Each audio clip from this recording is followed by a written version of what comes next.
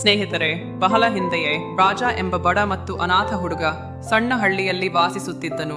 ಅವನ ಪೋಷಕರು ಬಾಲ್ಯದಲ್ಲಿಯೇ ನಿಧನರಾದರು ಮತ್ತು ಅವನು ತನ್ನ ಚಿಕ್ಕಪ್ಪನೊಂದಿಗೆ ವಾಸಿಸಲು ಪ್ರಾರಂಭಿಸಿದನು. ಆದರೆ ಅವನ ಚಿಕ್ಕಪ್ಪ ಯಾವಾಗಲೂ ಅವನನ್ನು ನಿಂದಿಸುತ್ತಿದ್ದರು ಮತ್ತು ಅವಮಾನಿಸುತ್ತಿದ್ದರು. ಆಕಳು ಅನಾರೋಗ್ಯಕ್ಕೆ ಒಳಗಾದಾಗ ಹಾಲು ಕೊಡುವುದನ್ನು ನಿಲ್ಲಿಸಿತು. ರೈತನು ಕೋಪದಿಂದ ರಾಜನನ್ನು ಹೊರಹಾಕಿದನು ಮತ್ತು ನೀನು ಕೆಟ್ಟ ಶಕುನ, ನಿನ್ನ ಕಾರಣ ನನ್ನ ಜಾನುವಾರುಗಳು ಸಹ ಹಾಳಾಗಿವೆ ಎಂದು ಹೇಳಿದನು. ನಂತರ ರಾಜನು ಹಳ್ಳಿಯ ಧಾಬಾದಲ್ಲಿ ಕೆಲಸ ಮಾಡಲು ಪ್ರಾರಂಭಿಸಿದನು. ಅಲ್ಲಿ ಅವನು ನಕಲಿ ಪಾತ್ರೆಗಳನ್ನು ತೊಳೆದಿದ್ದು ಪ್ರತಿಯಾಗಿ 2 ರೊಟ್ಟಿಗಳನ್ನು ಪಡೆಯುತ್ತಿದ್ದನು.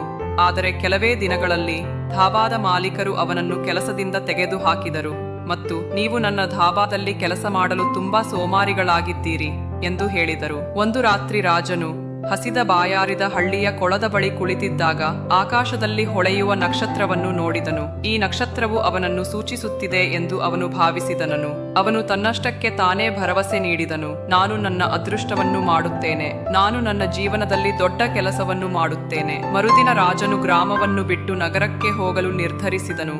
ಆದರೆ ರಾಜನು ದೂರು ನೀಡದೆ ಕಷ್ಟಪಟ್ಟು ಕೆಲಸ ಮಾಡಲು ಪ್ರಾರಂಭಿಸಿದನು. ಅಲ್ಲಿ ಕೆಲಸ ಮಾಡುವಾಗ ಕಾರ್ಮಿಕರು ತಮ್ಮ ಚುಂಬನಗಳನ್ನು ಶಪಿಸುತ್ತಲೇ ಇರುವುದನ್ನು ಅವನು ನೋಡಿದನು. ಆದರೆ ನಾನು ಈ ಕೆಲಸವನ್ನು ಅರ್ಥ ಮಾಡಿಕೊಂಡರೆ ಮತ್ತು ಕಷ್ಟಪಟ್ಟು ಕೆಲಸ ಮಾಡಿದರೆ ಒಂದು ದಿನ ನನಗೆ ಖಂಡಿತವಾಗಿಯೂ ಅವಕಾಶ ಸಿಗುತ್ತದೆ ಎಂದು ರಾಜ ಯೋಚಿಸಿದನು. ಅವರು ತಮ್ಮ ಬಿಡುವಿನ ವೇಳೆಯಲ್ಲಿ ಕೆಲಸವನ್ನು ಎಚ್ಚರಿಕೆಯಿಂದ ವೀಕ್ಷಿಸಿದರು ಮತ್ತು ಗುತ್ತಿಗೆದಾರರಿಗೆ ಪ್ರಶ್ನೆಗಳನ್ನು ಕೇಳಿದರು. ಅವರು ಕ್ರಮೇಣ ನಿರ್ಮಾಣದ ಪ್ರತಿಯೊಂದು ಅಂಶವನ್ನು ಅರ್ಥ ಮಾಡಿಕೊಳ್ಳಲು ಪ್ರಾರಂಭಿಸಿದರು.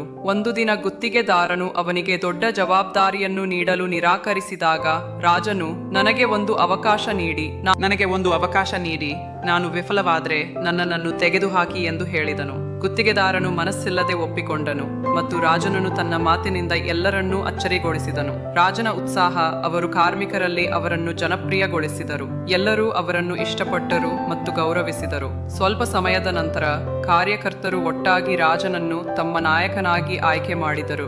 ನಾಯಕನಾದ ನಂತರ ರಾಜನು ಕಾರ್ಮಿಕರಿಗೆ ಉತ್ತಮ ಪರಿಸ್ಥಿತಿಗಳನ್ನು ಸೃಷ್ಟಿಸಿದನು ಮತ್ತು ಗುತ್ತಿಗೆದಾರರಿಂದ ನಿರ್ಮಾಣದ ಪ್ರತಿಯೊಂದು ಅಂಶವನ್ನು ಕಲಿಯಲು ಪ್ರಾರಂಭಿಸಿದನು. ಅವರು ಹಣವನ್ನು ಉಳಿಸಿದರು ಮತ್ತು ಸಣ್ಣ ಜವಾಬ್ದಾರಿಗಳನ್ನು ತೆಗೆದುಕೊಳ್ಳಲು ಪ್ರಾರಂಭಿಸಿದರು. ಹಲವು ವರ್ಷಗಳ ಕಠಿಣ ಪರಿಶ್ರಮದ ನಂತರ ರಾಜನು ತನ್ನದೇ ಆದ ಸಣ್ಣ ಗುತ್ತಿಗೆದಾರ ವ್ಯವಹಾರವನ್ನು ಪ್ರಾರಂಭಿಸಿದನು. ಕ್ರಮೇಣ ಅವರ ಕಠಿಣ ಪರಿಶ್ರಮವು ಫಲ ನೀಡಿತು ಮತ್ತು ದೊಡ್ಡ ದೊಡ್ಡ ಬಿಲ್ಡರ್ಗಳು ಕೆಲಸಕ್ಕಾಗಿ ಅವರ ಬಳಿಗೆ ಬರಲು ಪ್ರಾರಂಭಿಸಿದರು. ಮತ್ತು ರಾಜನು ತನ್ನ ಹಳ್ಳಿಗೆ ಮರಳಿದಾಗ ಒಮ್ಮೆ ಅವನನ್ನು ನಿಂದಿಸಿದ್ದ ಅದೇ ಜನರು ಈಗ ಅವನನ್ನು ಹೊಗಳುತ್ತಿದ್ದರು. ಬಡ ಮಕ್ಕಳು ಓದಲು ಸಾಧ್ಯವಾಗುವಂತೆ ರಾಜನು ಹಳ್ಳಿಯಲ್ಲಿ ಒಂದು ಶಾಲೆಯನ್ನು ತೆರೆದನು. ಅವರು ಅನಾಥ ಮಕ್ಕಳಿಗಾಗಿ ಅನಾಥಾಶ್ರಮವನ್ನು ನಿರ್ಮಿಸಿದರು. ಯಶಸ್ಸನ್ನು ರಾತ್ರೋರಾತ್ರಿ ಸಾಧಿಸಲಾಗುವುದಿಲ್ಲ ಎಂದು ರಾಜನ ಪರಿಶ್ರಮ ಮತ್ತು ಕಠಿಣ ಪರಿಶ್ರಮವು ಅವನಿಗೆ ಕಲಿಸಿತು. ತಾಳ್ಮೆ, ಕಠಿಣ ಪರಿಶ್ರಮ ಮತ್ತು ಕಲಿಯುವ ಇಚ್ಛೆಯಿಂದ ಬರುತ್ತದೆ. ವೈಫಲ್ಯವು ನಿಮ್ಮನ್ನು ಒಡೆಯಬಹುದು, ಆದರೆ ನೀವು ಮೊಂಡುತನದವರಾಗಿದ್ದರೆ ಅದು ನಿಮ್ಮನ್ನು ಬಲಪಡಿಸಬಹುದು.